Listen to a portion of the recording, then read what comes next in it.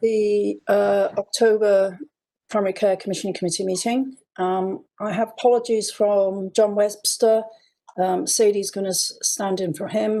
Kath Byford, Tony Goldson, Mark Burgess, also from the LMC, Thomas Ayer, Alex Stewart from Health Watch Norfolk, Kerry Overton from Health Watch Suffolk. And I think those are the only apologies that I have got. We're still actually a couple of minutes early, but I'm just looking to see if I think everybody has logged in. So I'm gonna make a start, seeing everybody's here. Just to remind everybody, please mute your mics if you are not speaking, just to avoid interference, and obviously unmute it when you're speaking, and no doubt there'll be a few you're on mute. I welcome James to his first meeting of the Primary Care Commissioning Committee. Welcome, James. I hope the afternoon will be interesting. So on to declarations of interest. The declarations of interest are included in the pack. I'd just like to remind you to declare your interest if there are anything that isn't there, and also are there any agenda items that people are going to be conflicted. I know Tracy, I can see you've got your hand up. Yeah. I think there's going to be a number of items where a couple of people are going to be conflicted this afternoon. Yeah, for me, it will be the Norwich Pms Funding proposal, because clearly I work in a Norwich practice, and one of those is one Norwich practices, so that will be a conflict for me. Yeah, and probably for James as well. And I think Hein has also mentioned to me offline.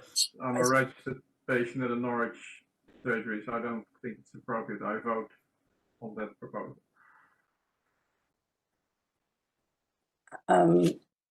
Kathy? Yes, I'm also registered with a Norwich practice, and my parents are heavy users of that service, so I do have an interest that I need to declare. Sadie, can I just check with you, because if that only leaves 2 voting members for that item on the agenda, if Hein and Kathy are excluded, are we still quorate?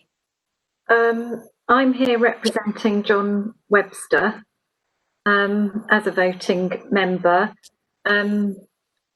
James is not a voting member. Yeah. And Jason is here presumably representing John Ingham.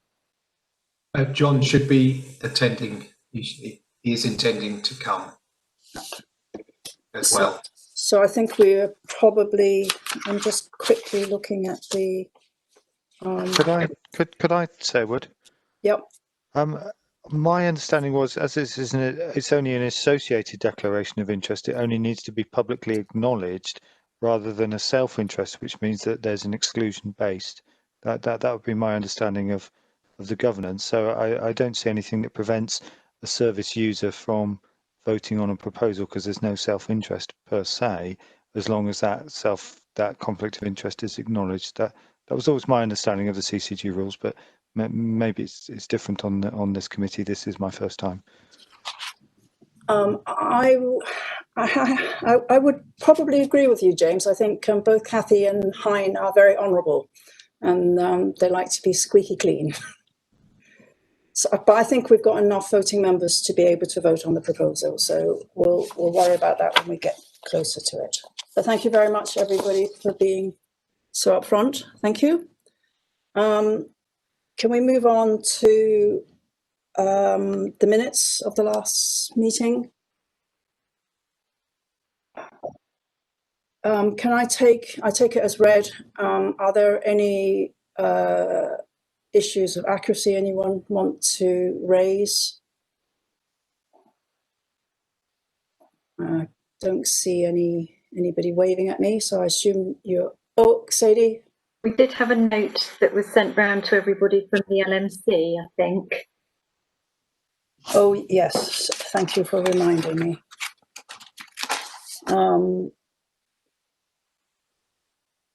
That wasn't in the, that's not on the minutes, that's part 2, I think.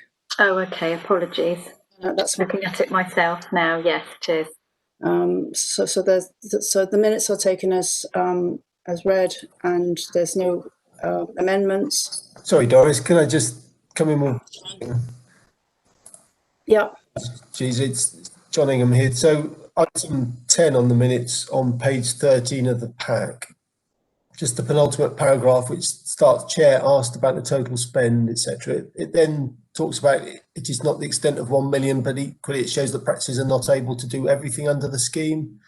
Just wonder if that conveys the wrong message, that actually, I think the point I was making is that history suggests that all practices don't achieve 100%, as opposed to practices aren't able to do everything. Does that make sense? Yeah. So can we just amend that wording before it's signed off, Sarah, for the final version, please? Thank you. Thank you, John. Is there any other points on the minutes? Are there any matters arising from the minutes that's not covered in the meeting? No, thank you very much. So subject to the amendments that John's raised, we're happy to approve that. I move on to the action log. There are a couple of the 3 items on there that's closed, on the Both Up Care being on the forward planner, the minutes for signing, and the phase 3 recovery that's on the risk register. And then the 2 amber ones are coming back. There's a workforce update paper in this meeting, so I think they can be closed off after this meeting. Sorry, I just realised my video was off as well. Sorry, my apologies. On the forward planner, sorry, are there any questions on the action log? So onto the forward planner, there's been a couple of changes. So did you want to just have a talk to this? Yes, of course. We thought it would be a good idea just to remind people of the forward planner, and particularly where items have not been brought when they were originally scheduled. So you'll see from the table that there are some items there highlighted in red. They're the ones that haven't been brought when they were originally listed. And then just underneath the table, we've put the comments in around why that is. So largely they are pandemic related, but happy to take any comments or questions on that. And we will continue to just note that at every meeting going forward. Are there any questions for Sadie on the forward planner? I had one comment in time. We'll see later in the agenda, but if the Primary Care Commissioning Committee will sort of assess progress on the phase 3 plan, that would be a worthy recurring item for the rest of the year to include. Thank you. So we can move on to the risk register. It's really good to see the summary of all the risk that we discussed last time. It's certainly, for me, it highlights the key risks, especially the ones that are sitting in red. So thank you very much for doing that. And do you want to talk through that, Sadie?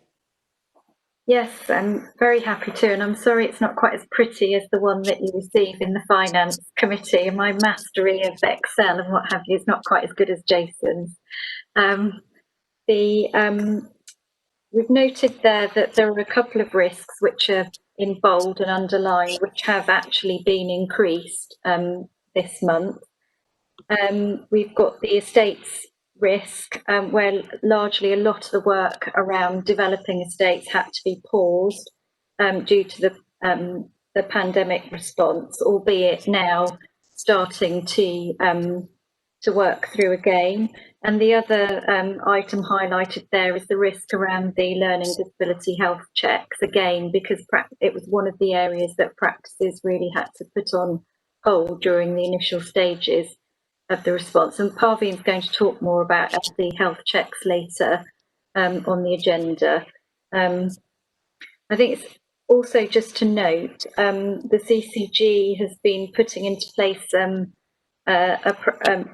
a new process around risk management, and a new senior management team meeting has been formed across the organisation, which will have, and in fact Jason Hollidge chairs that new meeting. One of the things that we're going to be looking at is how we manage risks and score them more consistently across the organisation, recognising that people's reaction to risk is very different. So I'm really supportive of that, and I think it would be good for us to look at the primary care risks as a whole senior management team in the context of the wider organisation risks. I think I'll make the assumption that everybody's read the updates and just respond to any queries, or invite my colleagues here to do so as well. Are there any questions from anybody on the risk map?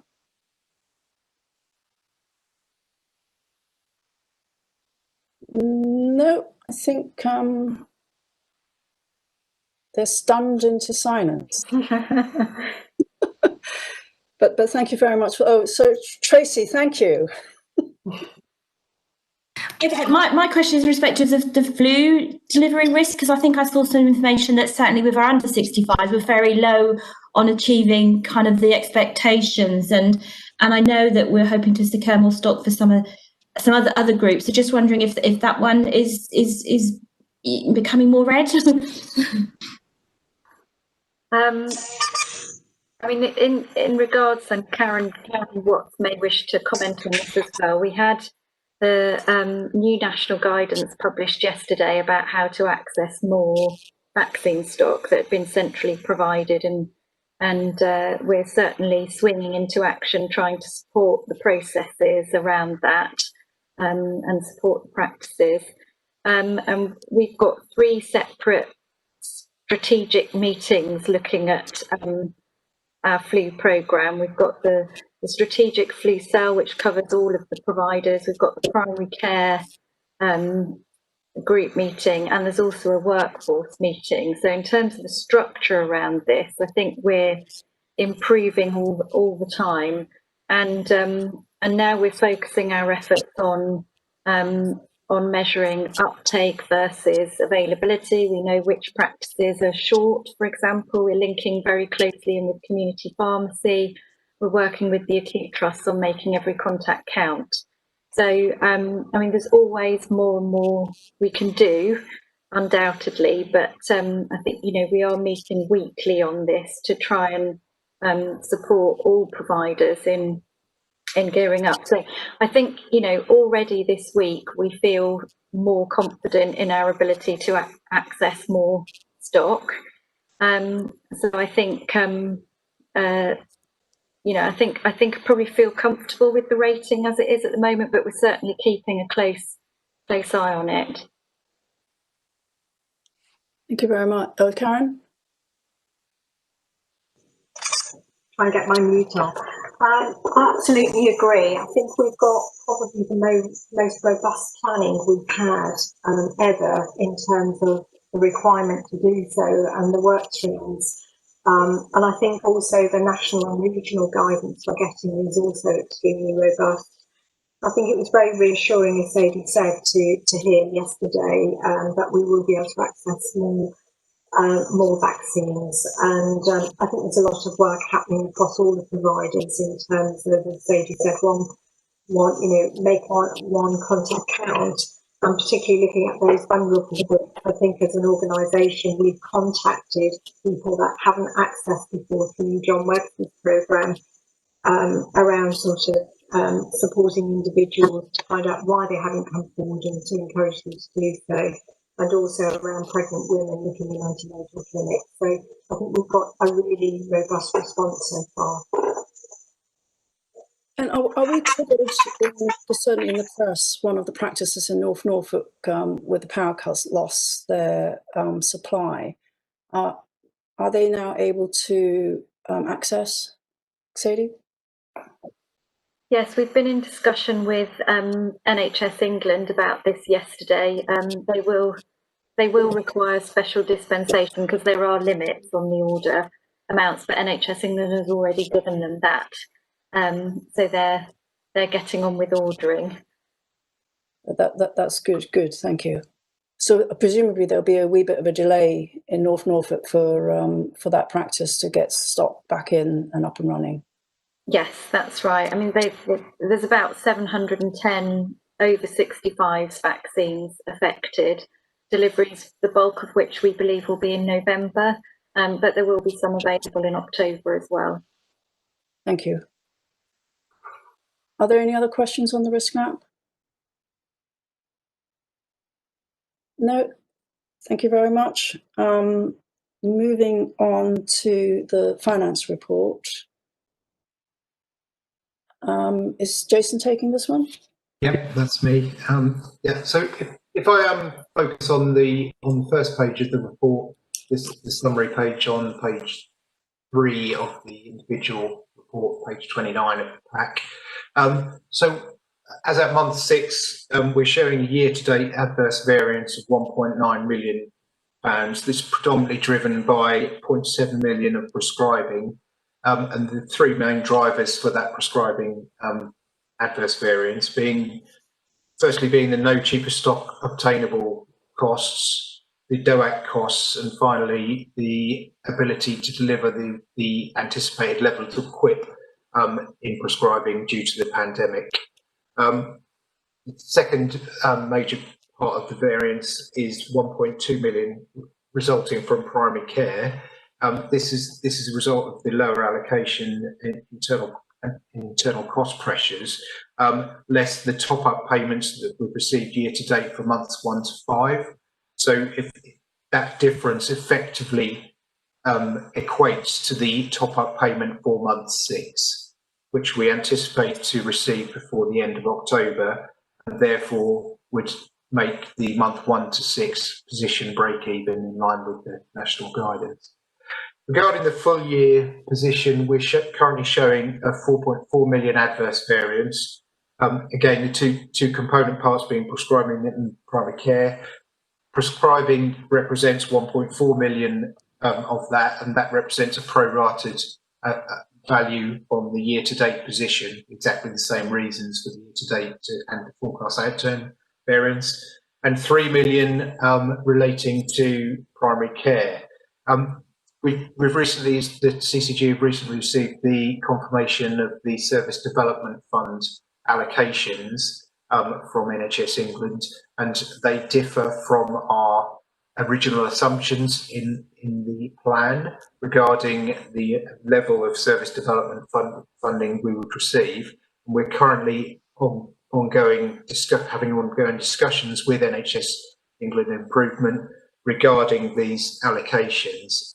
There's some expectation from the centre that some of these items have been included in the baseline.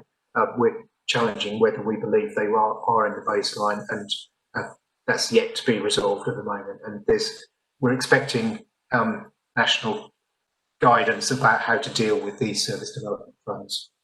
So we have a number of mitigations in place that we believe that we should be able to bring that back to a break-even position by the end of the year. We haven't reflected that in the forecast as at this report.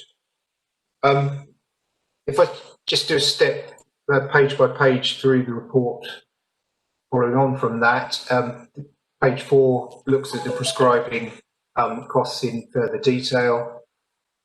Page 5 looks at the GP forward view expenditure. Page 6 looks at the local enhanced services. On section 6, the delegated primary care, on page 9, there's a typo in the report, and the variance should read 2.88 rather than 3.82. Apologies for that. Not updated from the previous month's report. Moving through to the COVID cost summary, it goes through the detail of the COVID costs by type for the months, and then on the final page it looks at the COVID costs by surgery. I just want to give a bit of context around particularly the Burnham markets of Burnham surgery in terms of why they're top of the list. They're a very small practice, and they have had some locum costs, and the relative size of the practice to the costs makes it per patient that much higher per patient in terms of their COVID costs. So proportionately, it looks out of kilter. Hope that gives a bit of context, because the weighted size, as you can see by the weighted list size, that's really significantly lower than a lot of the other practices. If I can open the report up to any questions. Thank you, Jason. Those are very helpful, because it certainly answers some of my questions. Dennis, I'm sorry, Michael. Yeah, thanks, Jason. Just one comment. You mentioned on page 4 the drug sertraline. I thought I'll just give an example of how that's affected our spend. So in comparing the latest 12 months with the previous 12 months spend on sertraline, 50 milligrams and 100 milligrams, because there's declare shortage. Previous 12 months, we had 123,000 items, which cost us £188,000. Latest 12 months, we had 135,000 items, which, as it's a drug for anxiety, may have been affected by COVID overall, but because of the declared shortage, that will cost £1.46 million. So that kind of on its own does kind of indicate where some of that spend comes from. That's very helpful, thank you. Are there any questions, Hein? Thank you, Chair. One thing I look at is how the forecast for the year develops month by month. And last month, there was a much bigger forecast negative variance of about close to 11 million. It's now 4.4. Do you know what the big change is month on month with the forecast? Yeah, this relates to the service development funding that we've now been notified of. So we now have extra clarity about the amounts that we're expecting in those areas. So it's reduced the forecast gap. Great, thanks. In that particular area. Yeah. Tracy? Yeah, just going back to the prescribing again, I'm just wondering if kind of the forecasts with the quips have been identified to target, just if there are more risk in respect of the next few months with the winter and on prescribing, and as we kind of hit wave 2 of COVID, we know our numbers are going up locally. So just wondering if there are associated risks with that on the prescribing budget, as we saw in the first part of the pandemic in the first few months. Does anybody want Do you want me to answer that? Thank you. Possibly. A panic is something that certainly occurred early on, and that delivered, was responded to with extra prescriptions. I think everybody's got the message that we shouldn't be giving extra prescriptions out, because we can manage the stock that we've got if we give it out in monthly allocations.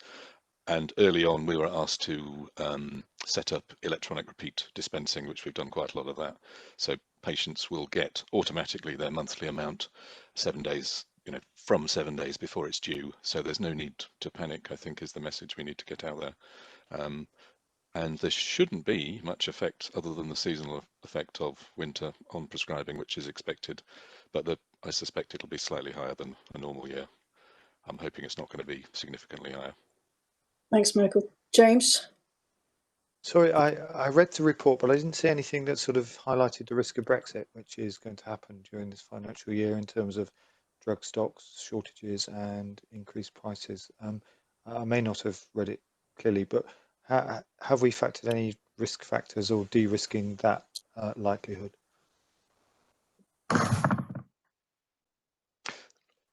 To me to answer that one as Yes, well. please. That's an unknown factor, and it's certainly on national risk registers. The Brexit stock has been put into place again. And initially, the Brexit stock was used up during the early days of COVID, as people, demanded more medicines to stockpile their own. So that stock will be in place. It is likely that costs will go up because shortages might happen more frequently. We will have to wait and see, I think, is the answer. I don't have any intelligence on that.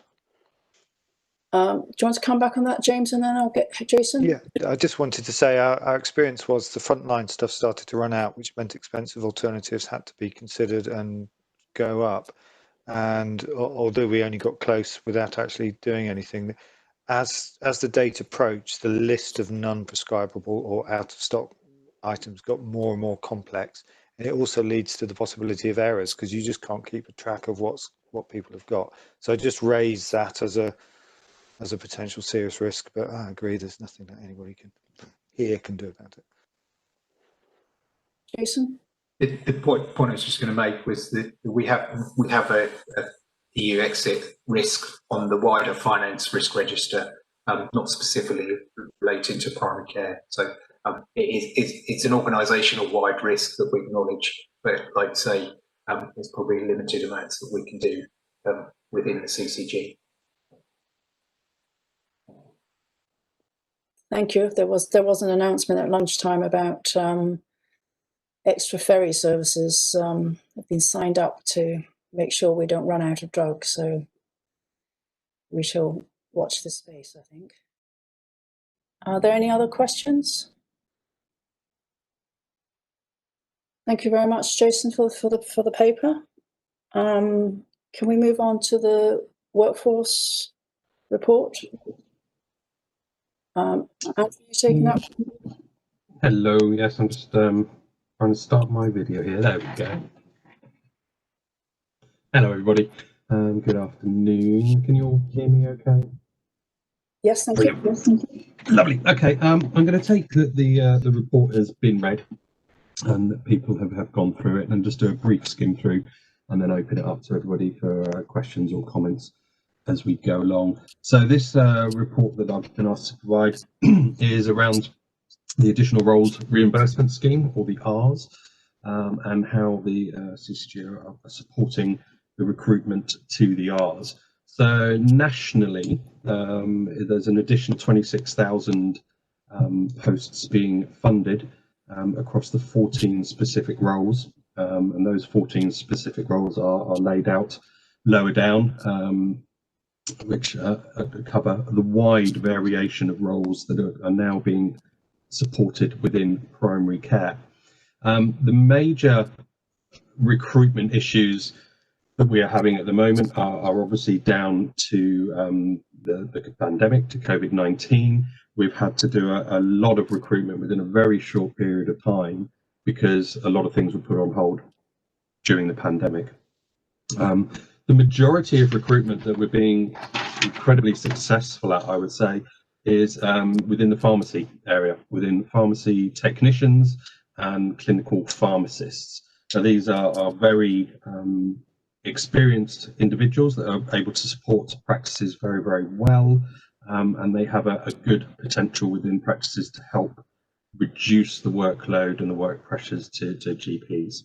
So these are very in-demand individuals, and we are seeing that there is a shortage of pharmacy technicians and clinical pharmacists, and we are working closely with the STPs and the ICSs and Health Education England to develop a Grow Our Own programme, and that is currently in discussion, in talks with the PCNs to see who would be interested in those areas. Also, quite keen and quite popular are the first contact physiotherapists. Again, these are areas that are bolstering and supporting the general practice workload. Social prescribers and link workers are also being recruited well, and they can work in community groups and with agencies for practical or emotional support. And we've also got the physicians associates that are able to support GP workload. Moving forward, we have discovered that the paramedic role within the Rs is a very keen role that practices and PCNs are wishing to develop. We're working closely with East of England Ambulance Service to develop a rotational programme so that we're not just taking paramedics away from emergency care and reducing their staff and bolstering up primary care. So we're not trying to rob from Peter to pay Paul, we're working with them to build a rotational programme. Risks going on are the unclaimed funding. There's currently 1.2 million underspend on the Rs. That's partly due to COVID.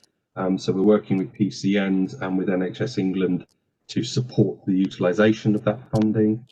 I've mentioned about the lack of qualified candidates, and we're working on programmes to develop candidates, to develop recruitment opportunities and avenues there.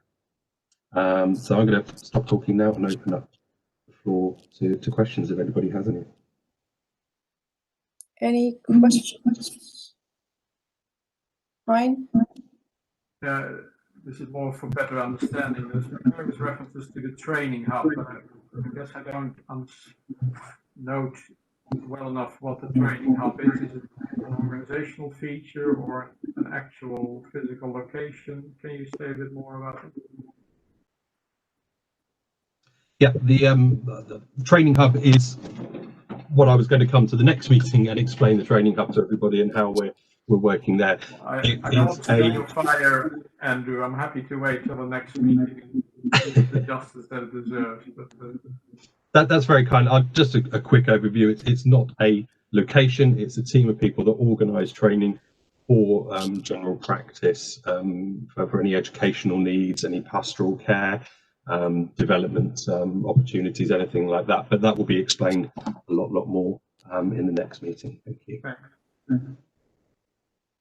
Any other questions? John? Andrew, I just wanted to ask about the 1.2 million that you mentioned that was unclaimed as such from the scheme.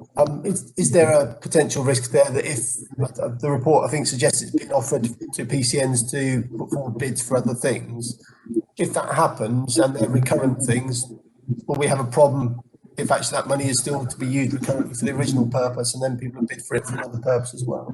Or are any bids just limited to this current financial year? The bids are limited to this current financial year, and the bids are only for the purpose of the additional roles reimbursement scheme. So it's for the wages, for the salaries, and the on costs of the 14 areas. So the funds cannot, at the moment, be used for anything else. So they can't be used for IT or for infrastructure. This is something that we're in discussion with NHSE with, because if we don't utilise that unclaimed funding, it disappears. So why do we want to lose that funding if we could perhaps use it for primary care elsewhere? But I see Sadie has something, so she probably has a bit to add on that. Thanks, Andrew. I was just going to add that each PCN has a capitated maximum amount that they can claim, and that's set out to a very clear formula.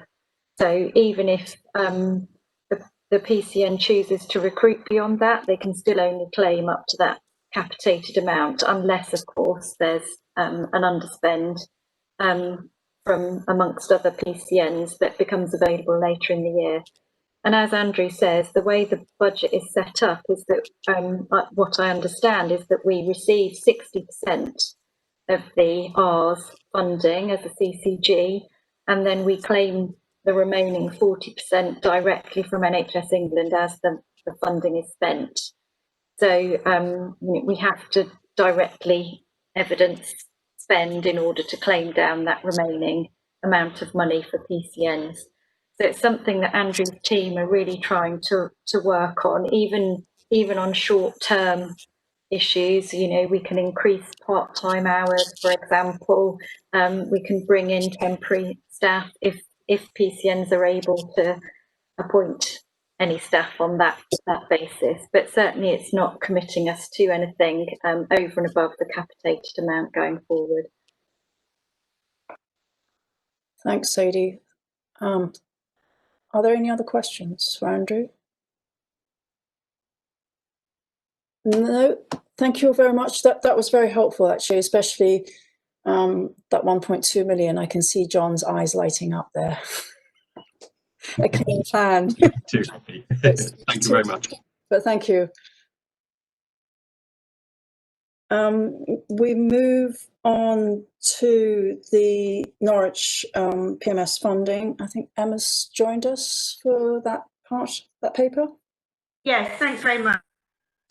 So for those that I haven't had the opportunity to meet so far, my name is Emma Buck and I'm the Associate Director of Primary Care Network Development for Norwich. So for the purposes of today, I'll take the paper as read and just pull out any key highlights. So I would say that the first thing is that probably the name doesn't actually do the potential of this service any justice.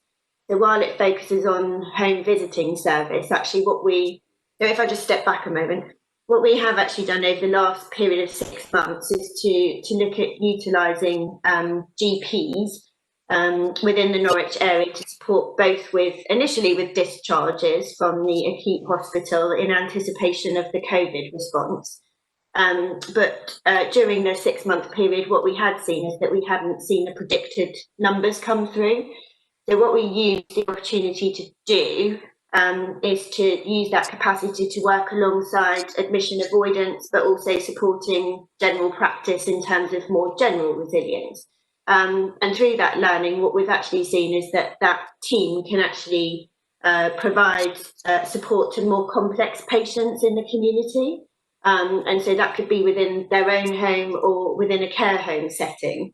So there's quite significant potential for that service to integrate with other solutions that we have got, both from admission avoidance, a planned care arrangement, but also from a discharge support team. So what the practices in 20 out of the 22 are seeking today is for agreement to support the utilisation of PMS funding for the continuation of this service going forward. So initially the intention or the desire is to utilise 6 months worth of funding from PMS to extend this. And within that 6 month period, we'll continue to have a look at the evaluation, which is proving to have some significant benefits, not only to patients, but also to some of the additional support that those clinicians or that higher level of clinical input is able to offer to colleagues that work in the NEAT team, for instance, but also NEAT to working with East colleagues. So again, we've been able to offer some additional support to those teams. What we would do, so as I've mentioned, is continue with that evaluation, but also we note because of the aspects of its delivery potential that there's alternative funding streams that it could be supported by that are either potentially coming through the network from April or could be utilised by other funding, is to take that into account. But what we're also very mindful of is that other system developments are likely to happen within that 6 month period.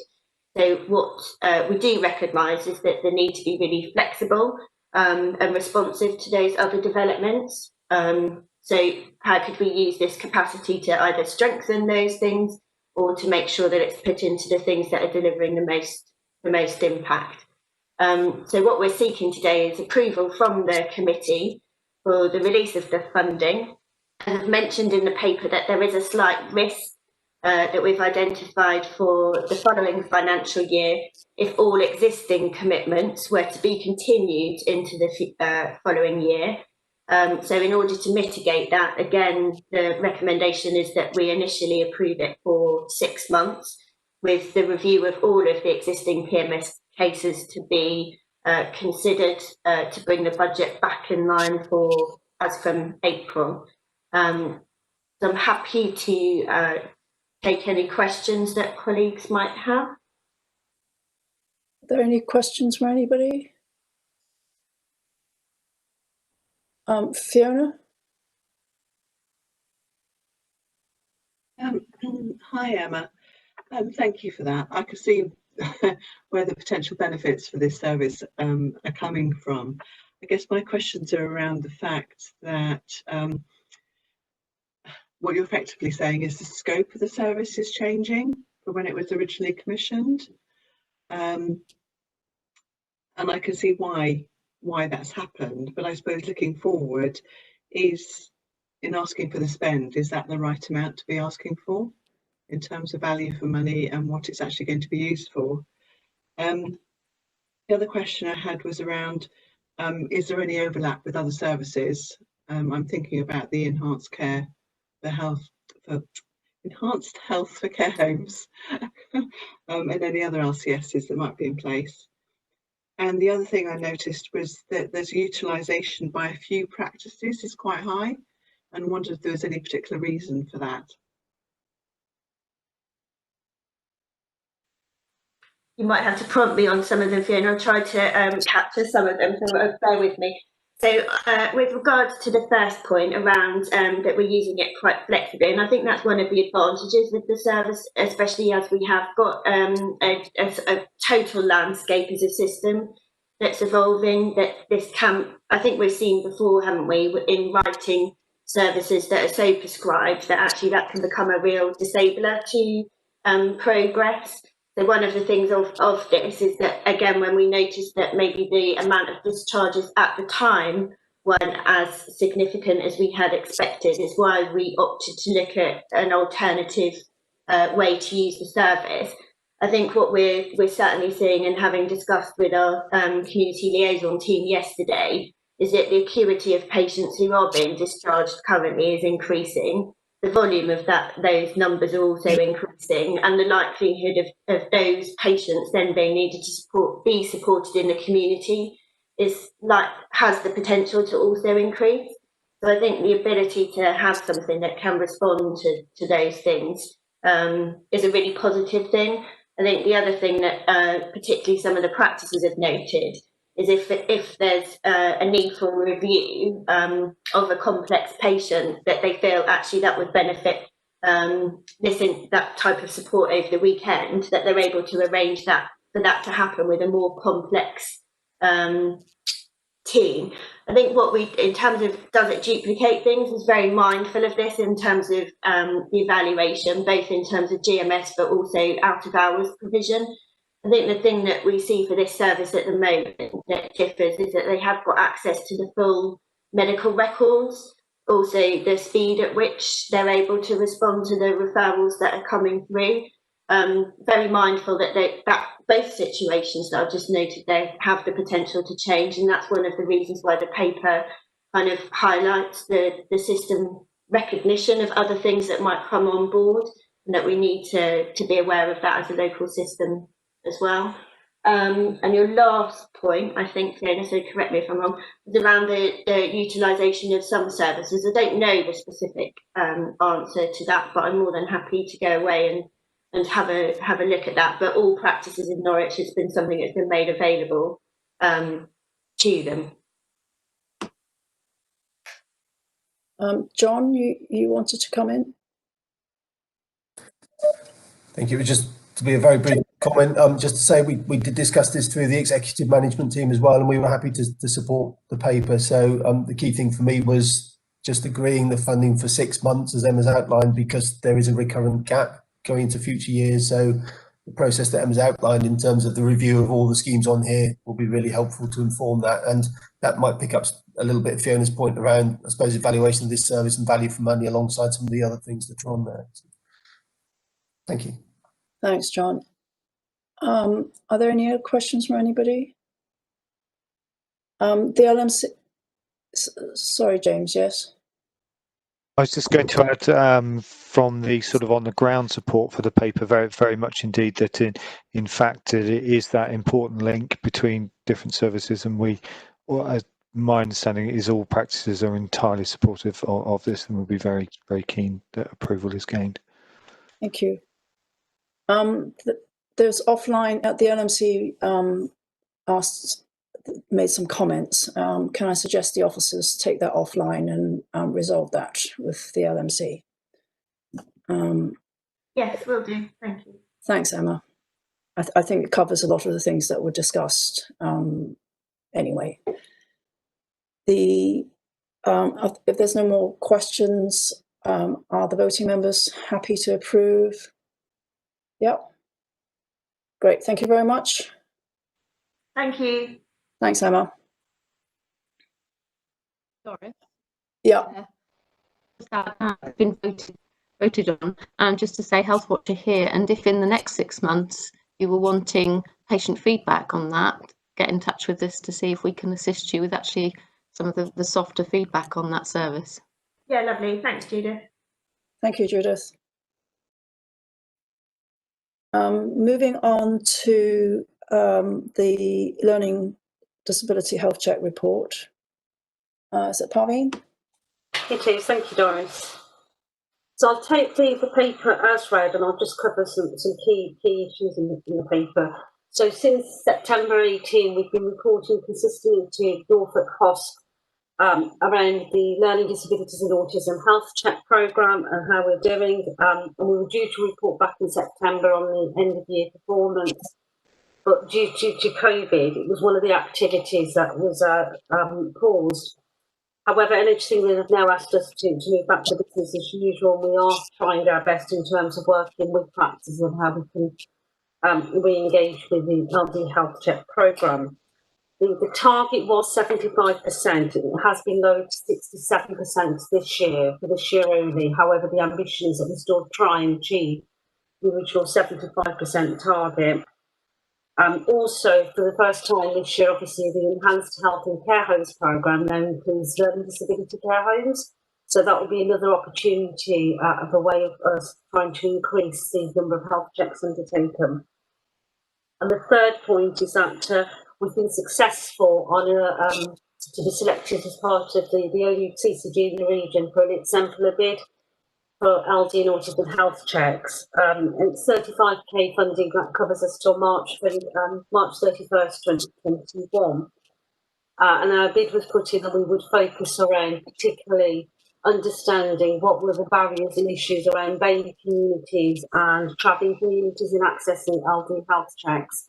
So that's a piece of work we've just started to commence, and obviously we'll report the PCC on progress on that. I'm happy to take any questions. Are there any questions from anybody? Tracy? Parveen, thank you. I mean, I think it will be an ongoing challenging for practices to kind of, mobilise in order to complete the health checks. So I would want to see and support to do things in more of an innovative way, using perhaps working with others to achieve them, because I think we're going into winter again, and as we move through the winter into the spring months, I think it will be a challenge. So just thinking about those innovations in order to achieve these, working with others, within the integrated care system. Absolutely agree with you, and it's something again that we're looking at as part of the multidisciplinary team approach, particularly around the care homes. But you'll also notice on the PCN development changes paper, there's additional points now being that PCNs will be able to earn.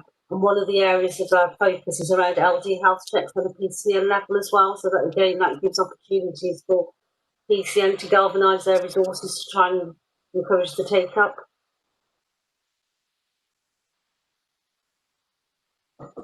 Bill? Sorry, John, I'll come back to you in a minute.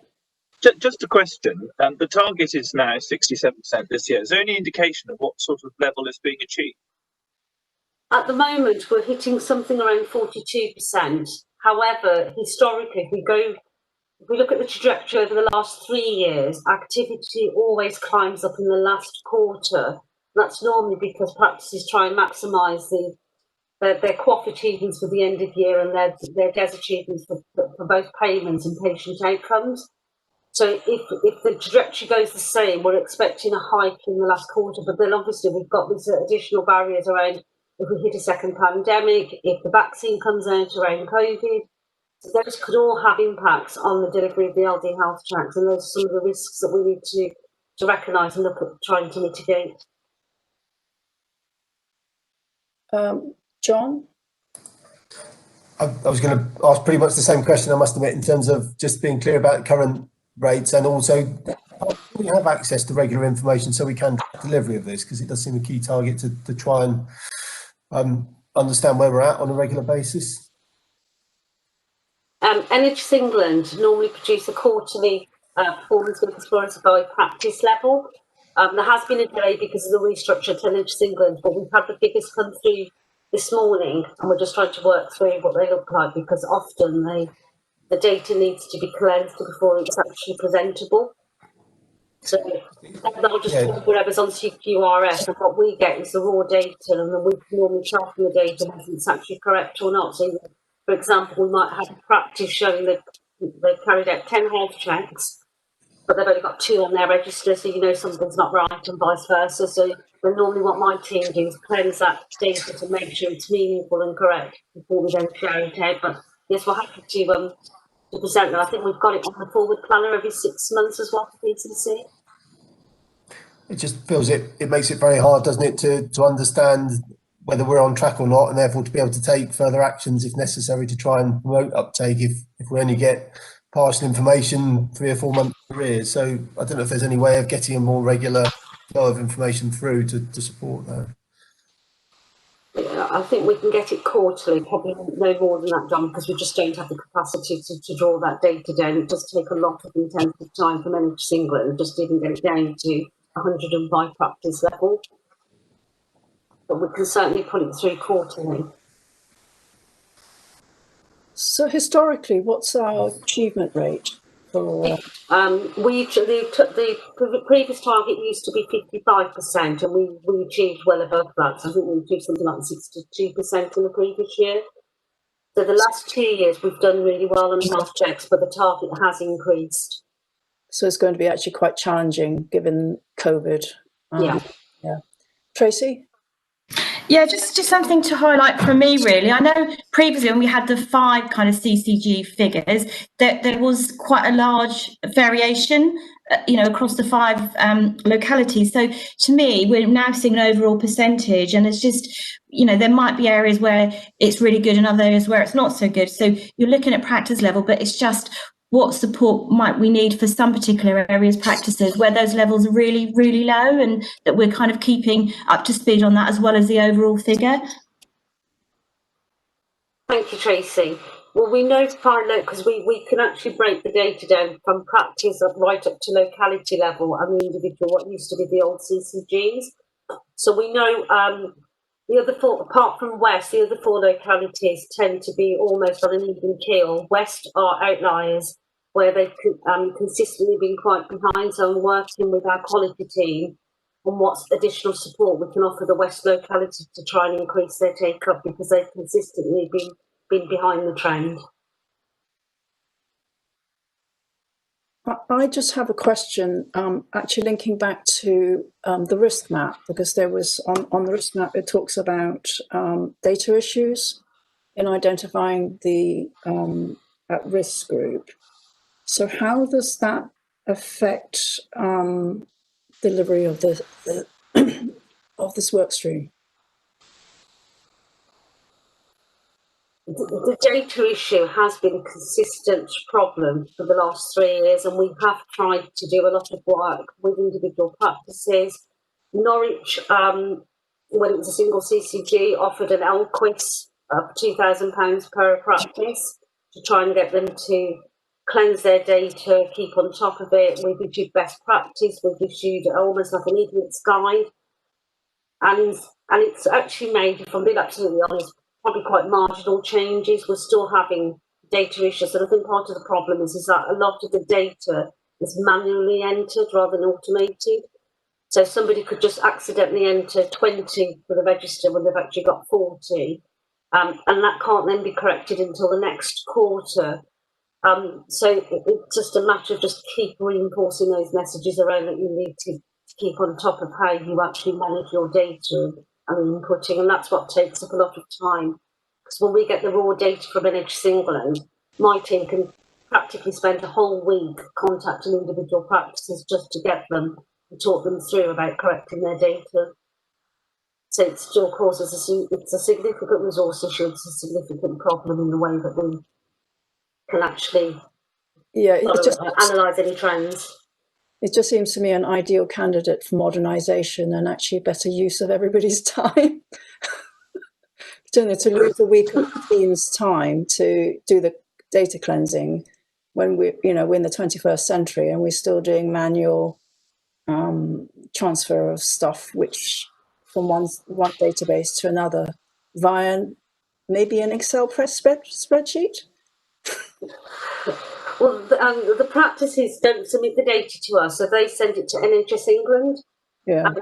So the payment system is on a CQR system, so that's automated. So we know that they don't get paid unless they've done the full health check. So that part of it we know works. It's the actual numbers in terms of the numbers on the register.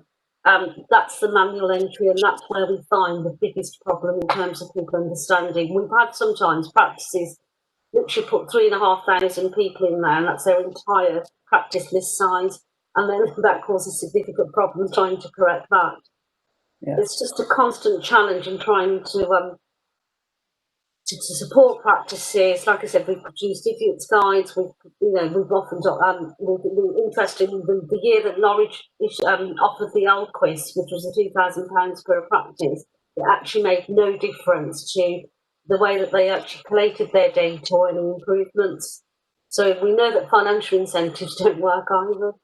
Yeah, I think maybe that's something that NHS England need to, do some sort of change in terms of data reporting, and that's probably out with the remit of this committee. But that's my thought for my penny's worth.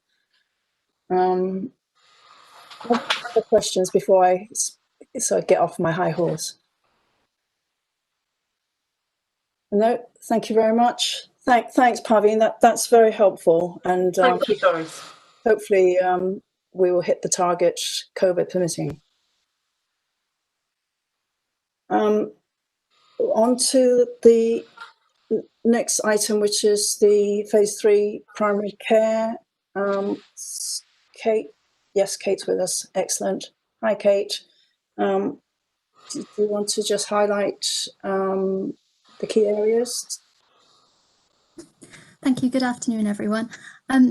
So my paper on the general practice phase 3 plan is for information. I'll talk briefly to the paper and then leave plenty of time for questions if there are any. So as you'll be aware, this was mentioned at the Primary Care Commissioning Committee previously.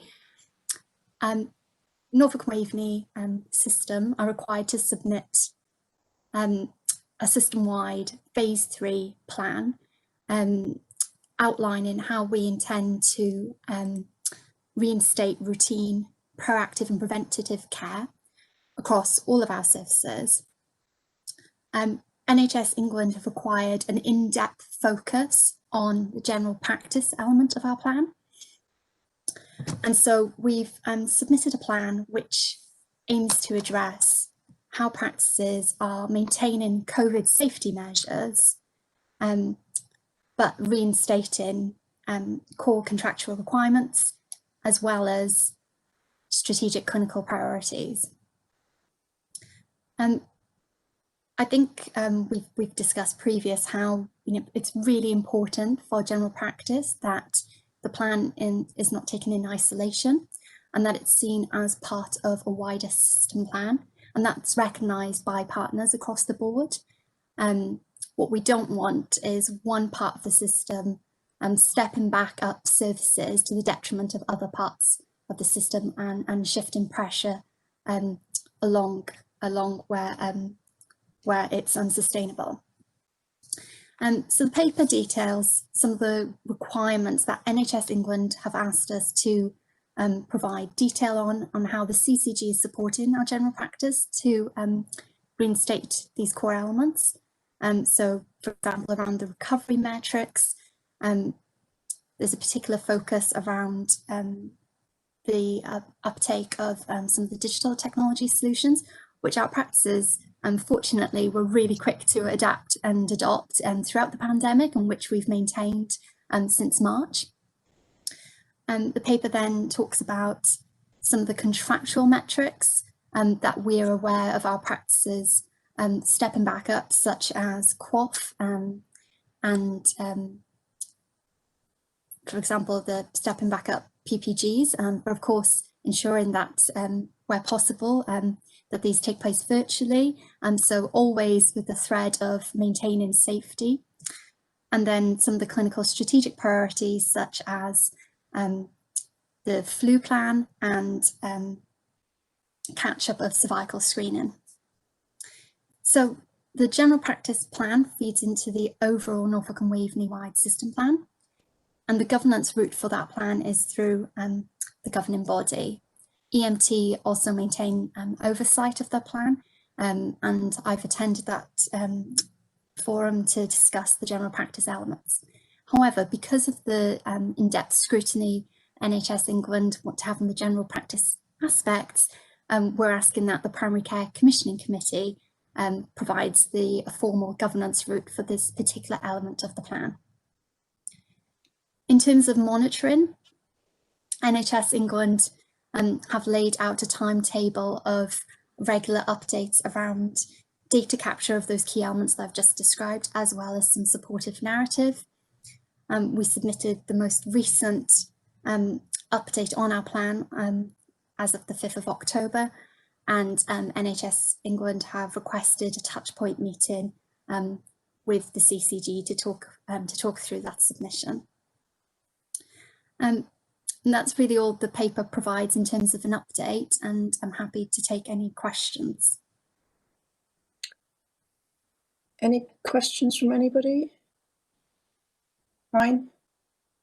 That's more a request, but thanks for the note, Kate. It's a very useful update. As the CCC does this governance role, it would be good in future meetings to get sort of a summary progress report that you probably can derive from what you sent to NHS-EI anyway. That would be my request, yeah. What's the frequency, the planned frequency of that? Coming back to the committee on progress. It's well, as you see fit. NHS England have slightly changed the template each time they've asked us to provide an update, which doesn't help from a consistency perspective. And apologies that I haven't provided the submission that went in on the 5th of October. I think I was too late probably for the PCC papers, but I can circulate the narrative and the data capture that we submitted on the 5th if the committee would wish to see that. I'm expecting, hopefully when we meet next with NHSE, that they lay out a bit more detail around the ongoing reporting against the plan, because what we're finding is that the primary care team's timeline varies to what's been asked for us as a system plan. And so there's a bit of divergence, and where I've tried to say we want to be really clear that we were presenting a Norfolk Waveney wide plan, we do seem to be being pulled slightly apart in terms of what we're being asked to report on. That's fine. I mean, I think we can come to some arrangement in terms of the frequency once you're a bit clearer. But I think it would probably be useful to circulate the report offline, just so that we're up to speed in terms of where we are at the moment. Obviously, understanding that it might change as requirements change as well. Fiona?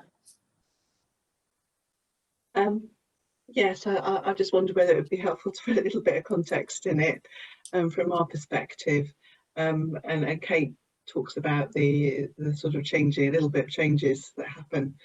Much of this is being informed by the contractual requirements that need to be restored, and those are quite clearly set out in communications to the contractors and CCGs earlier back in July.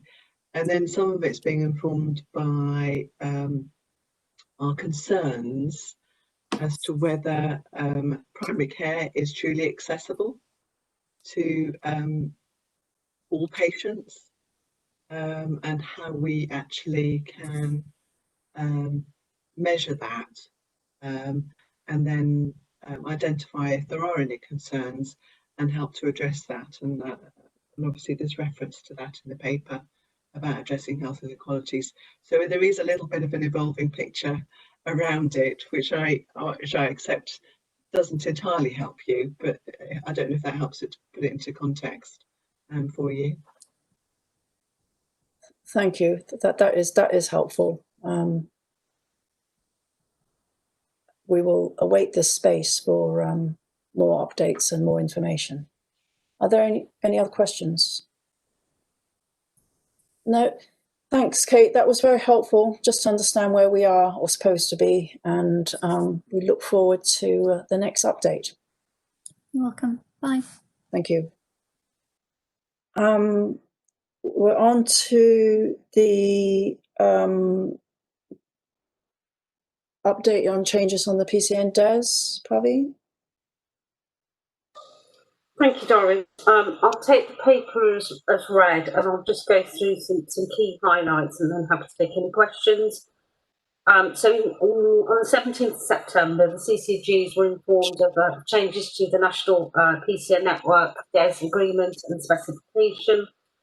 And the three updates were primarily around the investment in the Impact Fund, new additional role reimbursements for nursing associates and trainee nurse associates, and the clinical lead role for enhanced health in care homes. So the investment in Impact Fund, which was initially postponed until the 1st of October, and that totals nationally 40.5 million. So just over 16 million of that has already been allocated to the PCNs, paid at 27p per their weighted population, and that takes the PCNs up until the 31st of September 2020. The remaining just over 24 million will be made available to PCNs, and it will be operating, as the paper demonstrates, similar to the QOF arrangements, where each PCN can earn impact and investment points worth £111, totaling 194 points. And again, the table shows how the points are made up, and you'll notice that one of the first things is around LD health checks, and PCNs will be able to earn some of that 24.25 million, shall I say, depending on their achievement against those points. And then the second area is around two new role reimbursements that can be claimed subject to recruitment, full-time equivalents, 100% funded for the nursing associates and the training nursing associate roles. And then in the original enhanced health in care homes requirements, that the clinical lead for each care home had to be a GP. Now they've the new change, which is welcomed, is that it can be a non-clinical lead subject to agreement with the CCG practice and the PCN and the community provider. And that change is purely because of national models, including our own, where we've got good MDT approaches where a non-GP clinical lead works just as well. So that will be, that's one of the latest changes on the enhanced health in care homes. Happy to take any questions. Are there any questions for Pravi? Michael? Just a quick comment. There's a section where there's some additional prescribing of gastroprotectives in there, and we're promoting a tool which has been developed by Prescribing, which I've declared my interest in previously, that helps fund this by de-prescribing in patients who have been on them long term, who needn't be on them. So we're hoping that will be cost neutral, if not save some money, if we do it that way. So we're promoting that to PCN pharmacists, just so you're aware. Thank you. Any other questions? Tracy? Yeah, just a question in respect of the nursing associate and training nursing associate roles. Great roles for primary care, but it's something very new. So just kind of, and I'm sure it's in place, but just seeking some reassurance about the support for those new roles in primary care, because a lot of the support I think will be sought from the general practice nurses themselves and the nurse practitioners. So just ensure that we are enabling the support for those new roles, really. Sadie? Completely agree with Tracy, and this is part of a wider programme, workforce programme led by Anna Morgan's team. So obviously it's a very new role for us in primary care, so we're linking in with them to build onto that side of the programme rather than trying to pull it off separately and do it ourselves, I think.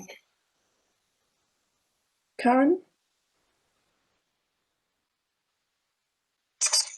Just to add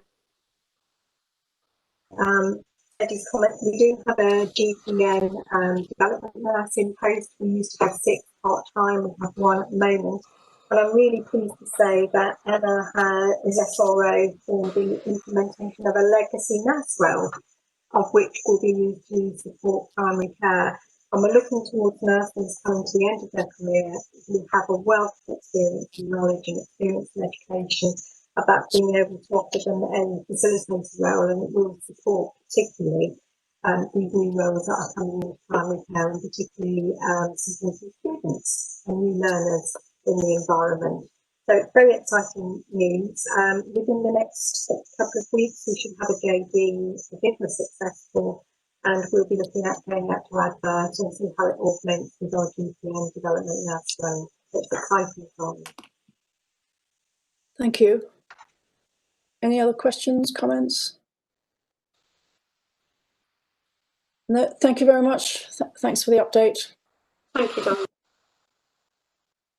Don. Moving on to STP and the primary care work stream. Kate, I think it's back to you.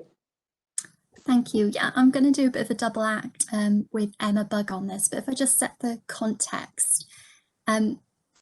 So the paper that you see is the usual PCN and locality update paper. The key points to note is, as of the 1st of October, PCNs are required to commence the new service specifications. So the 3 are structured medication reviews and medicines optimization, enhanced health in care homes, and early cancer diagnosis. And as Parveen's just helpfully outlined, NHS England, I published updated PCN development guidance, which most significantly incorporates guidance around the Impact and Investment Fund. The paper moves on to a reminder about the financial position in terms of PCN developments. So the PCN development funded monies, a significant amount has been carried over from last year, 769,000, and this year PCNs have been allocated for Norfolk and Waveney system, 845,000. So combined, a significant chunk of money which PCNs are now reviewing their plans against. There's also the potential to earn against the Impact Investment Fund monies. The paper moves on to the usual locality summary. We're looking to, for next month, to reduce the variation in terms of the locality update and provide a much more succinct update for you. So I'm requesting no more than 5 bullet points from each of our localities. You'll be pleased to know. And I think that's all I wanted to highlight in terms of context for the PCN paper. And then if we move on to Emma's Norwich update, if that's okay, and then I'll hang on the line if there are any wider questions. That's great. Thanks, Kate. Emma? Thank you. So I've provided it in a presentation format, but don't propose to go. So I was just looking to pull out a few key points, if useful. So Norwich as a primary care network is a single network, which is slightly different in terms of the size of that. And that builds on the way that Norwich has previously worked prior to the implementation or introduction of primary care networks. The way in which the CCG team, the locality team, actually work with the practices, both with the individual practices, but also through the One Norwich Practices Transformation team, who are actually funded from part of the core PCN development funding, so out of the £1.50, so something that the practices have elected to do as part of their transformation programme. So just to sort of give you a bit of a flavour as to then how that works. So with the introduction of the Enhanced Health and Care Home Service Specification, one of the things that we've been working with, focused on the East neighbourhood. So this is one of the areas in Norwich, and each of their clinical directors sort of come together, but they have a lead portfolio area as well. So they'll be heavily involved in the transformation element. So what we're trying to do in the East neighbourhood is actually almost have a look at an exemplar model of how we could get the multidisciplinary working operating. And that's not to say that it's not happening in other areas, but how could we take it to almost the next level? So that work involves us having engaged with the care association, so the body that represent the independent care sector across Norfolk and Waveney, so that we make sure that the engagement is strong with that sector. Also working both with community health and with the mental health teams, so that both the support that can be made available to the homes is there, but also recognising the workforce within the home and how they can become enabled to make contact with those that could support someone that they're caring for at the earliest possible stage. So that's currently under development at the moment. And one of the things that we've been looking to do is actually support the development of that care homes team as an actual at-scale team. So the proposal that you've approved earlier today will help add to the capacity within that particular team to try and look at, one, supporting the resilience of practices, but also then looking at consistency across a much wider area and reduce any potential variation that we've got. What we've also done in that particular area is looked at using the role of the care coordinator to actually bring information in there. So it's looking at other roles that exist either within primary care or interface with primary care, but also linking with community health, social care, and potentially the voluntary sector as well. If I just give you a bit of a flavour about what's happening in terms of COVID response at the moment. So we have reintroduced our daily sick reporting. So this is where the practices are actually asked to submit information both on staffing or any potential risk that they feel related to COVID. What that enables us to do, again with the One Norwich transformation team, is determine whether we need to look at setting up provisions to support patients in the community with who might be at risk of COVID, but also need to see someone in primary care. So what we did earlier in the year in response to that is actually set up 2 what we named as yellow centres that could actually see patients safely, but actually divert it away from individual practice where that was necessary. So this method allows us to, if we need to implement those services again, then we can look to do that. Just one of the other things that I would flag, particularly around Norwich being slightly different in terms of its makeup of its population, is that we have some real pockets of deprivation, which does mean that we have higher levels of vulnerable adults and also needs relating to, not that it's completely alone, but some of our numbers are slightly different in terms of alcohol and drug-related needs. So we have dedicated services that again work with practices, but also deliver enhanced primary care, as well as integrating with other services to our vulnerable adults population. But the very nature of some of the deprived areas that we've got in Norwich means that the relationships that we have with our district councils are particularly strong, because it means that we've got a route to in-reach into more community-based activity that we can link primary and community healthcare into those. So that's something that's very much happening now, and particularly given the inequalities agenda as part of the restoration approaches as part of the COVID response. What I will do is I'm going to hand over to Jade, who works with me in the team, as one of the big areas for the PCN, any PCN across the country, is about the workforce development and partially the additional roles. So Jade's been heavily involved in that aspect, so I'll hand over to Jade at this point.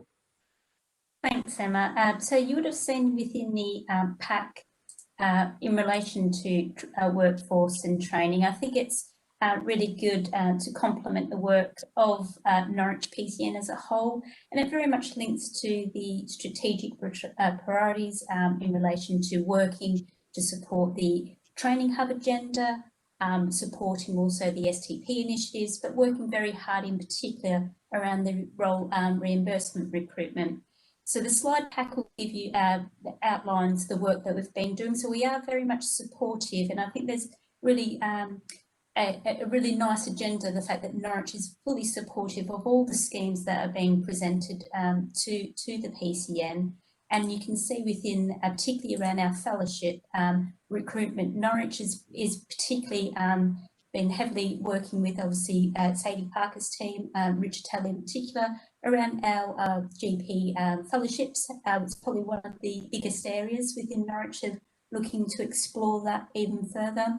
Very much welcome the training nurse associate roles. We've got a lot of expression of interest to help support our nursing professionals, which is really, really encouraging to see. But particularly around the additional role reimbursement, you would have seen in each PCN, the last two PCNs in particular, we're constantly reviewing our additional role reimbursement schemes, the types of roles that we're liking to introduce within Norwich. And the really nice approach about this is the PCN is looking at the workforce needs and at scale models, but also exploring other opportunities to support practices with their requirements as well. So just to give you an update in the role reimbursement, this slide that you've seen, we've actually recruited now 22 roles within our additional role reimbursement within up to Q2, and we're looking to obviously expedite that even further with the potential of some more roles coming through, particularly around our pharmacy technician roles, very much embracing that, and also the other roles. I'm pleased to say we've actually had quite a few successful interviews over the last few days, and we're looking to introduce 2 physician associates into our PCN area. So really it was just to highlight the work of the PCN, very much supporting additional role recruitment, but also supporting the overall STP strategy in supporting trajectory delivery for our PCN area. Back over to you, Emma. Thanks, Jade. So more than happy to take any questions or comments from colleagues. Any questions to Kate, Emma or Jade? You have 3 targets to bamboozle with your questions, so now's your chance.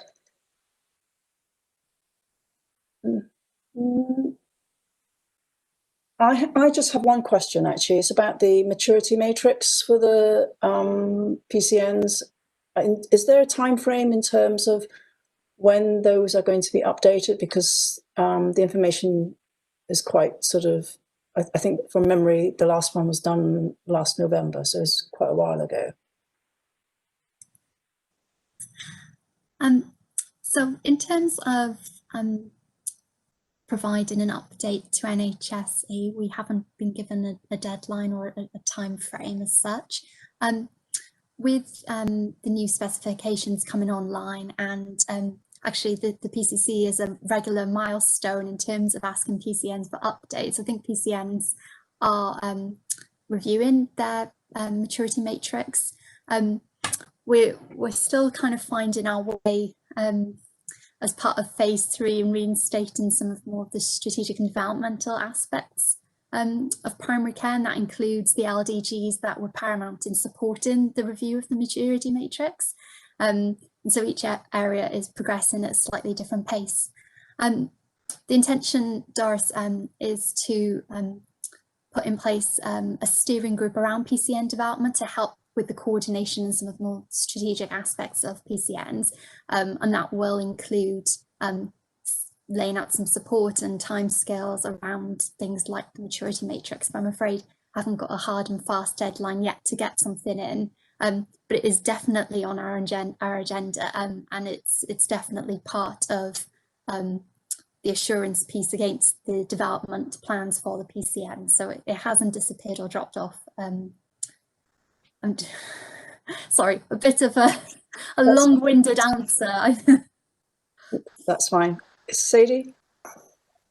I was just going to add to what Kate was saying, and I think very much for us, we recognise that whilst we want to support PCNs to continue to develop and deliver the specifications, we are very conscious of how difficult and how pressured it is working in general practice at the moment, and all of the clinical directors are jobbing GPs in surgeries, many of whom are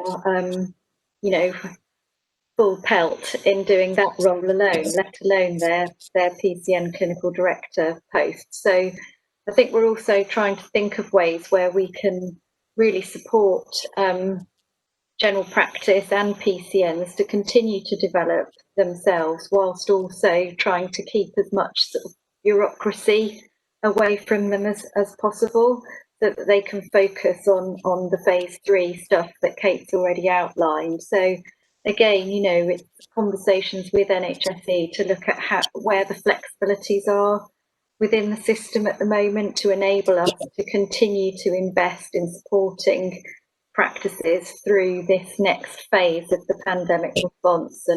And when we do have answers to some of the questions that we're asking, we'll of course bring them to you. Thank you, Sadie. John, did you want to come in, or did I?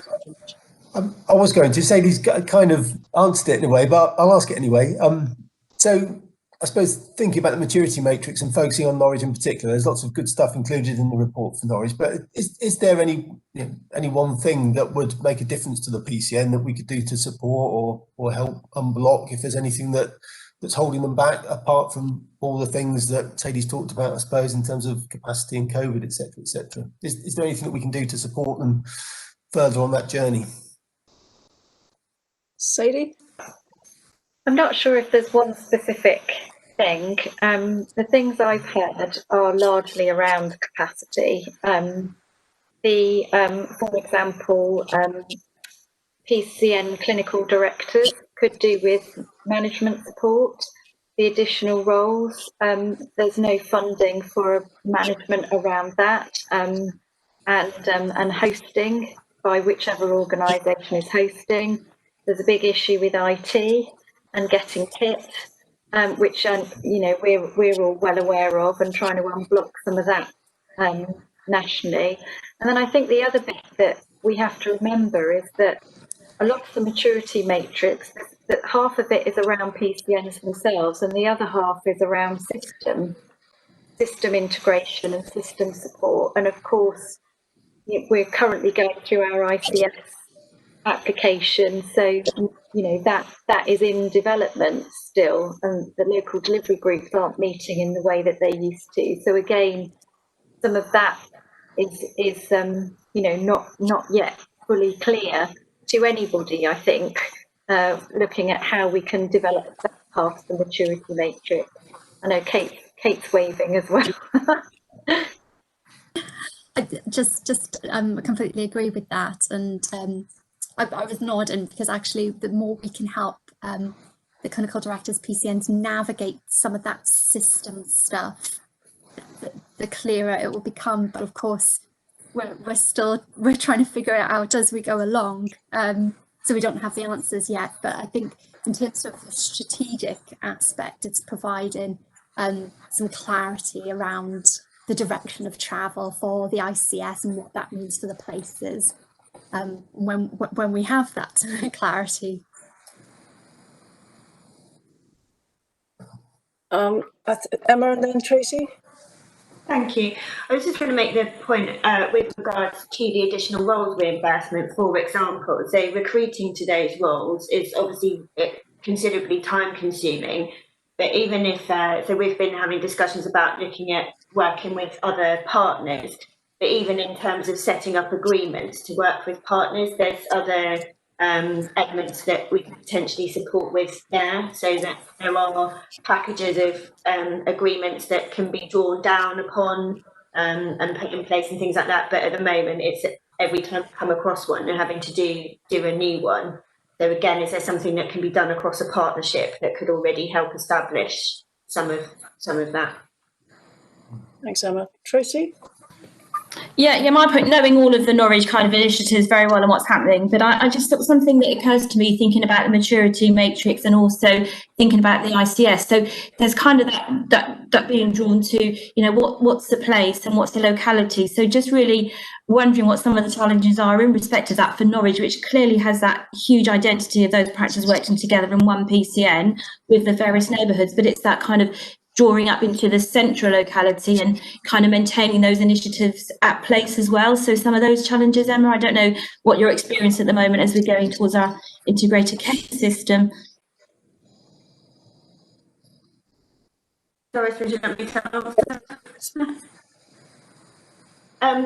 So I think it's a really fair point, Tracy, and it's something that I even discussed with John this morning about how can we ensure that we still have how do we set ourselves as a group of partners, and that's the bit that I see as the network in its widest sense.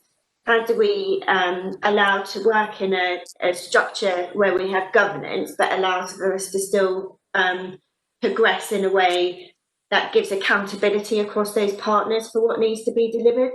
So, for example, when I've just come around to PMS case earlier, is there a set of principles almost that could be delegated down to whether that's the equivalent to like a local delivery group or something like that, that would allow for fleet of foot action, but at least it sits within the parameters of what the PCCC still needs to maintain, but the accountability for it sits across a number of different partners. So actually you've got that peer-to-peer challenge in there, not in a way that holds people back, but then everyone's got that shared responsibility and accountability for the delivery of the network. Where I feel at the moment there's a lot of onus on just primary care actually delivering it. Thank you. Are there any other questions on this? No, thank you very much for the paper and answering our questions. Hopefully we didn't put you on the spot too much. So we move on to Michael's prescribing report. Okay, thank you. I'll take the paper as read, but I will just pick out a few things to discuss. So I've already mentioned one particular cost pressure that is within the cost pressures in 2.5. So that's the 1.3 million additional year-on-year cost of a drug for anxiety, which is due to the declared shortage, and therefore the price becoming no cheaper stock obtainable, NCSO declared, which means that pharmacies are reimbursed at a much higher level. Quite significant one in that one. I mentioned lithium last time was going to become a £20 million national cost pressure. This was discussed at a national meeting just over a month ago, and a lot of us agreed to start a letter writing campaign to the CMA, Competition and Markets Authority, and I'm sure lots of other people did as well. And I think last week the CMA decided that there was a case to investigate on whether they had allegedly or not abused their strong market share to leverage the prices of this drug. So that is gone away for the time being, but could come back at some point in the future. But that's certainly welcome news, and is a good precedent that is a signal to other companies who try to leverage the market. I'm focusing on antibiotics in this paper. So there's two national indicators: the volume of antibiotics.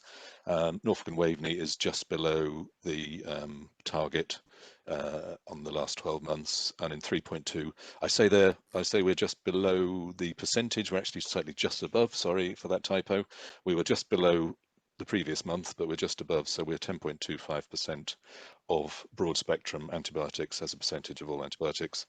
and the national target's 10%. There are some quite significant outliers if you look at the data in the appendices, and there's quite a few things that we're looking at to influence this. Certainly in our PQS, our prescribing quality scheme, there are some audits which will be funded, and we'll be scrutinising the returns from those and looking at the action plans.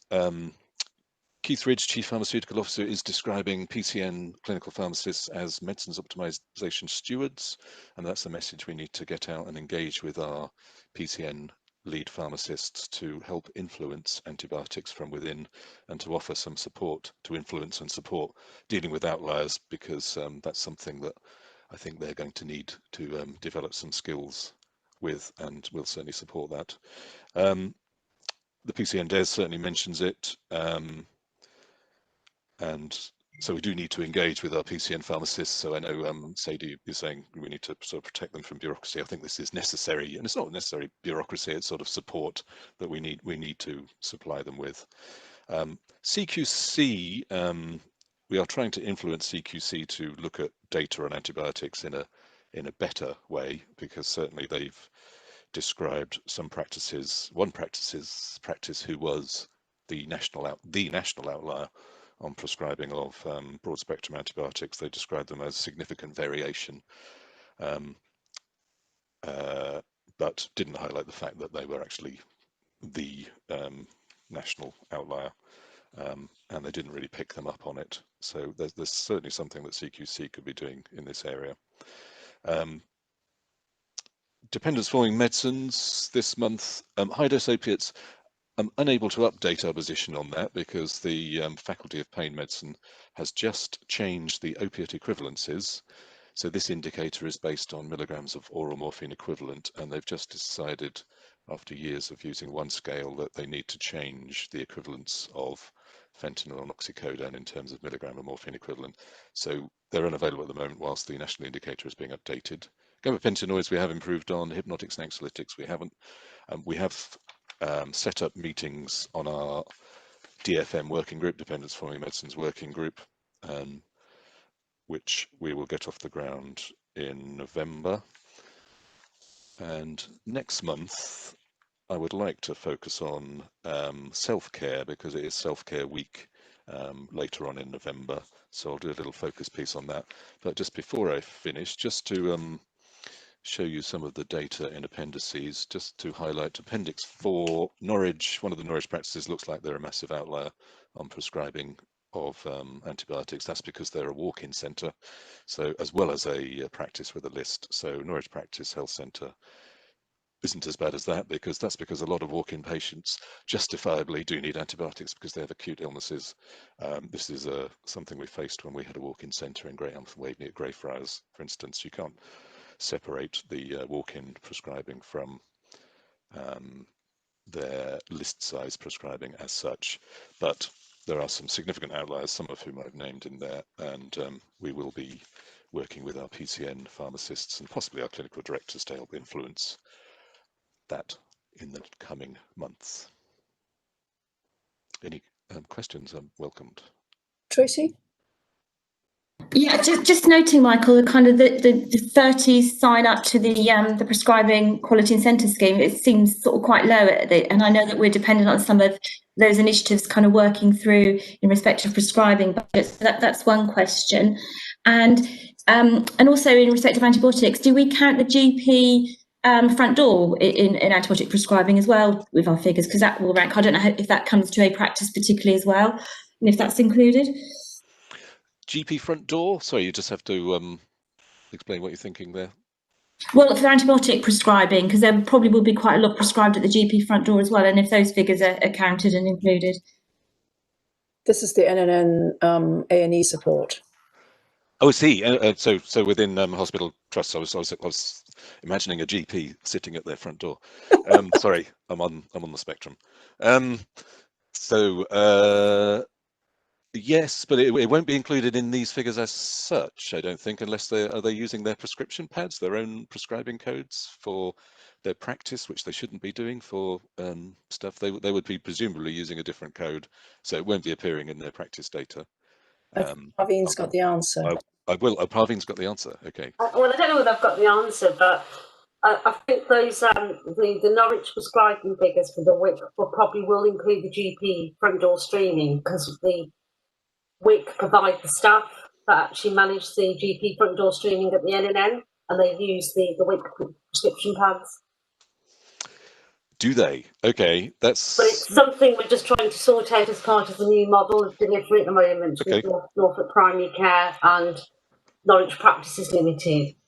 Okay. Might change in the next couple of weeks. It would be good from a data cleansing point of view just to set up a separate code for that. That would. Yeah, but all the clinical staff that manage the GP front door streaming come from Norwich Practices Limited / WIC. Okay, I'll look into that and make some suggestions perhaps if that's the case. On the other question, yeah, so we are following up practices who haven't officially signed up. I think some practices don't realise we are asking them to opt in this time, and that just gives us a signal to offer some support to, for a meeting to discuss, if they need any help with any of this work. So we will be following those up, Tracy. Okay, thank you. It's very helpful. Any other questions for Michael? John? Michael, just picking up something you said earlier about, I can't remember how you described it, but PCN pharmacists being on the ground support for meds management initiatives. You used a different phrase, but is there any kind of framework in place for that? Because I'm conscious that there's a lot of pulls probably on a scarce resource, and so for your team to be successful in what you're looking to do, you'll need the support, clearly, of the PCN pharmacist role. So is there a framework in place to enable that to happen? Not at the moment as such, no. We Lois and I are setting up some meetings like prescribing leads meetings with the PCN clinical pharmacists to show them the tools available and to influence and support them with change, because they're the people on the ground leading on medicines optimization. Stewardship is the buzz phrase now. So we rely on their goodwill and influence. And need to engage with them. I think that answers the question. And there isn't a framework as such at the moment, no. Going forward, as an ICS medicines optimization team, we'll be more strategic and less hands-on. So the resource will very much sit with PCNs doing a lot of this work, and we'll be there to sort of set some of the strategy and influence and engage with those who are leading on it on the ground and support them when they have difficulties. I think that is the direction of travel, but no framework yet. Okay. So can I just follow up briefly? So is there a risk then, Michael, to the delivery of the quality-based initiatives that you're pursuing and the efficiency and productivity initiatives that you also get involved with your team? Is there a risk if more and more of the people that might be working for your team might then move over to PCM roles? They'll no doubt have lots of other priorities as well. Simple answer is yes, because the drain is towards PCNs, and it's a little bit unsustainable at the moment. A lot of community pharmacies are losing staff, and certainly CSU is losing staff. We haven't as a CCG as yet, but the hands-on support is moving towards PCNs. So our strategy and approach has to change with that. But there is a risk because we're indirectly leading on it rather than directly leading on it. I just wonder how we kind of cover off that risk, really, because it's a significant, with my financial hat on, it's significant risk if we're not able to effectively deliver our efficiency programs going forward, and presumably quality risks as well in terms of the things that you're looking to progress.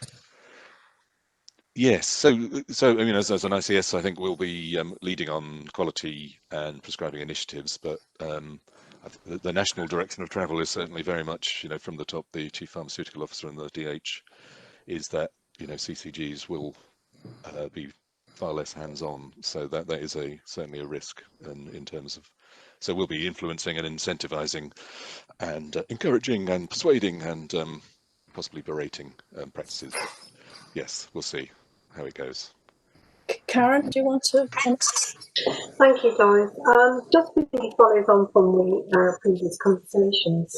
Michael, you mentioned that there's been a slight increase in antibiotic prescribing.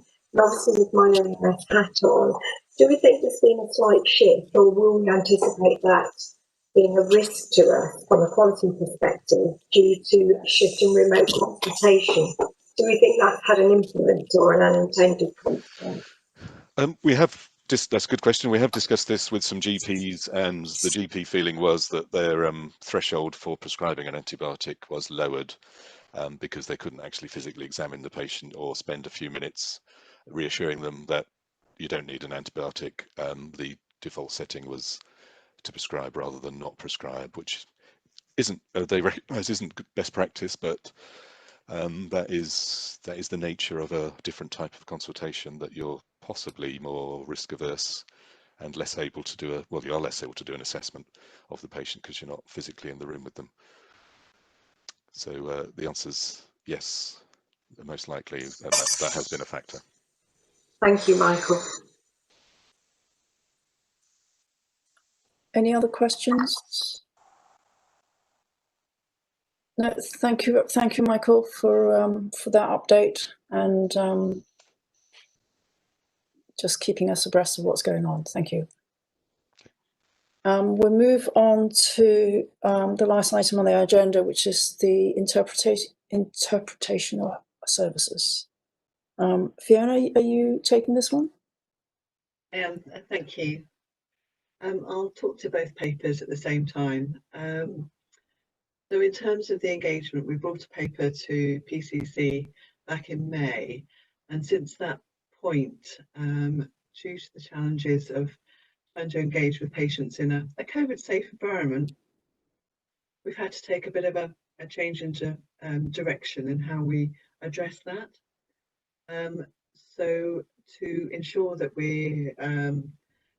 that process is robust but proportionate, we are seeking a 6 months extension to the contracts to the end of September next year.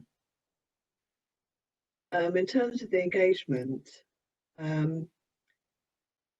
we have engaged heavily with the health watchers across the region, also contacting the CCG, and also appropriate patient forums, including the deaf associations.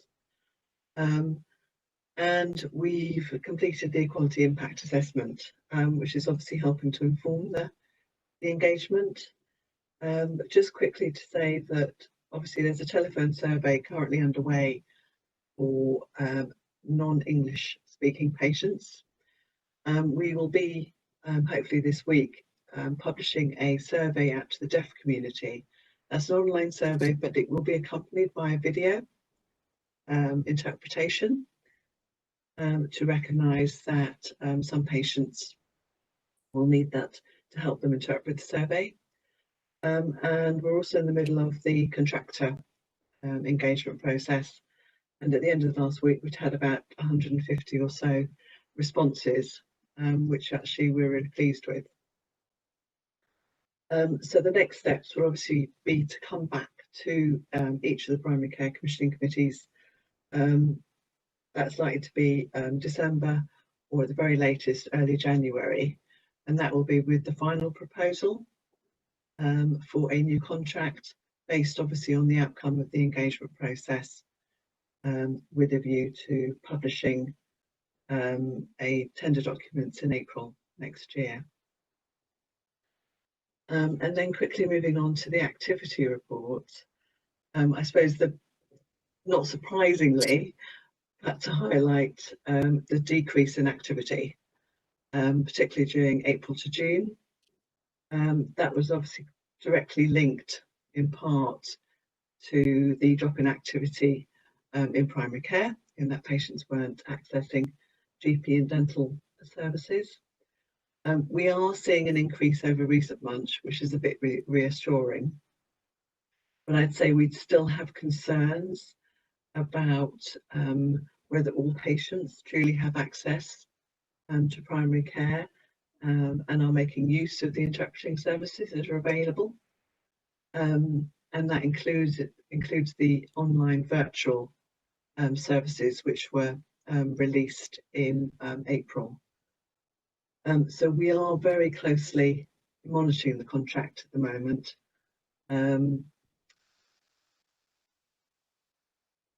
and watching the uptake in particular areas. I think, yes, that's all I wanted to say, and I'm happy to take some questions. Thank you, Fiona. Are there any questions for Fiona? Tracy?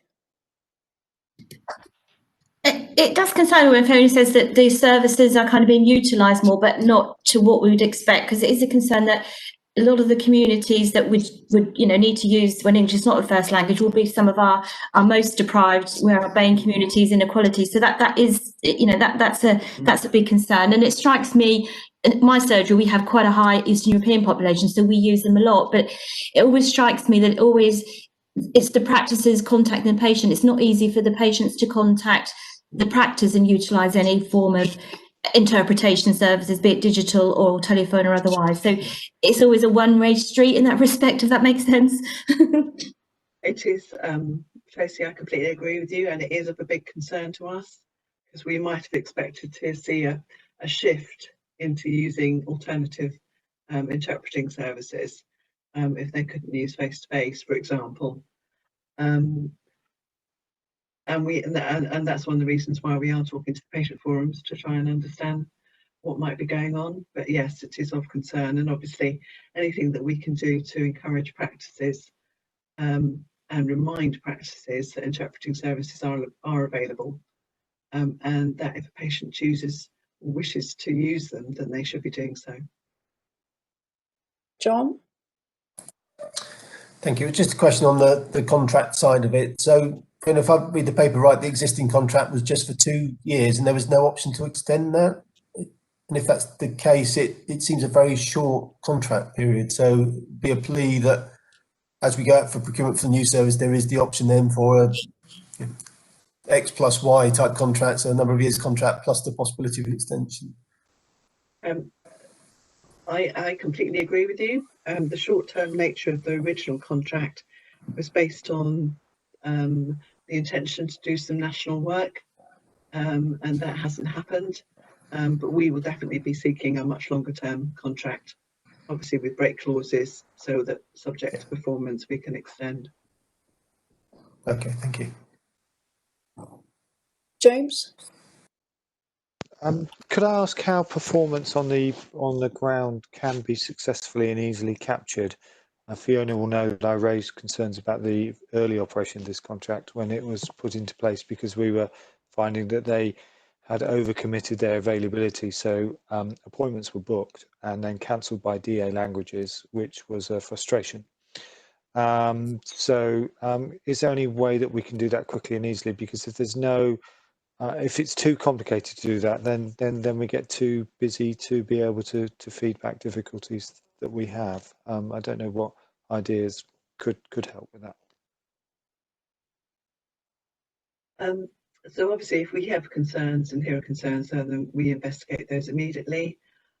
We do look at the contract. We look at the cancellations and unfilled and unable to source activity.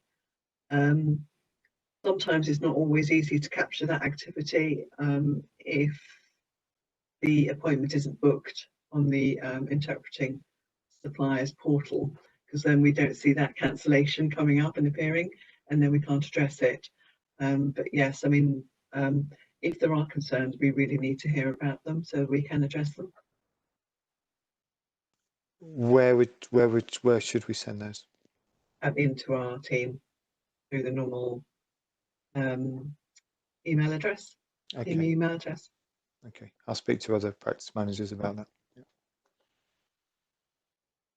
Thank you. Are there any other questions? No. So are we in agreement to extend the existing contract to enable a national exercise to be carried out as set out in the paper? Yeah.